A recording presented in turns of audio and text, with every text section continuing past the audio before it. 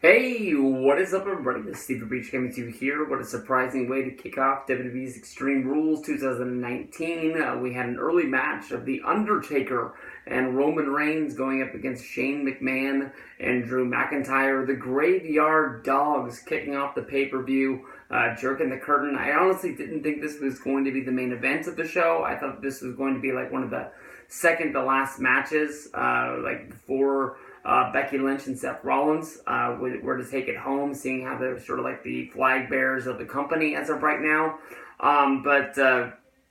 This match, we got to see, the basic Shane McMahon match that we normally see, him going coast to coast with the trash can into the corner. We saw Undertaker hitting the choke slam with the tombstone. We got the Roman Reigns spear.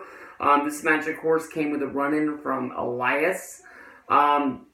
This was a pretty good match, but I mean, this was nothing really to, write home about. That, I don't think anybody rushed home to see WWE Extreme Rules. This pay-per-view is honestly pretty watered down, almost as much as one of the Saudi Arabia shows.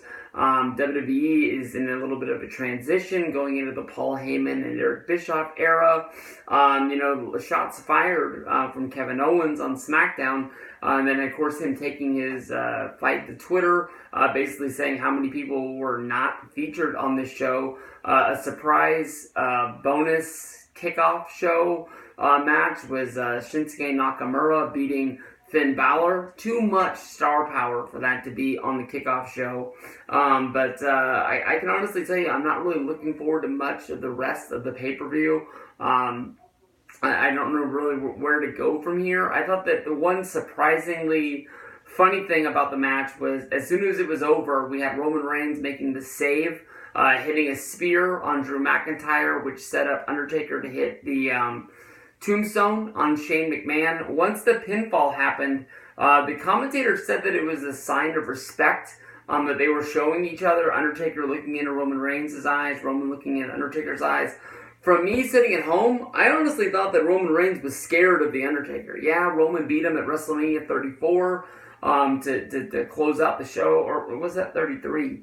I think it was at 33 in Orlando when Roman beat Undertaker. I'm hoping this is not the last time that we do see Undertaker, but I do hope that it is one of the last times that we see him. He is a true legend to WWE. I hope that we see him make appearances on WWE's Monday Night Raw.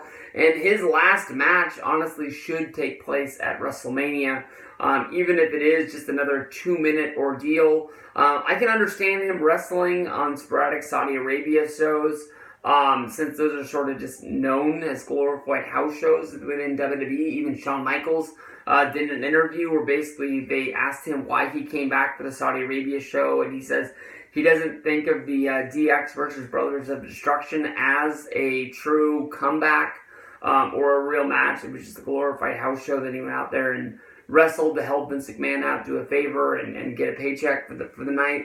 I think that Undertaker should wrestle one more time at WrestleMania. He can wrestle 1,000 Saudi Arabia shows. He can do house show loops if he wants to, but if he does take place in matches that take place in WWE, hopefully from here on out, they're on Extreme Rules. Hopefully they can be on a SummerSlam and or WrestleMania. One of the true events that really mean something to WWE in the long run. One of the glorified major shows.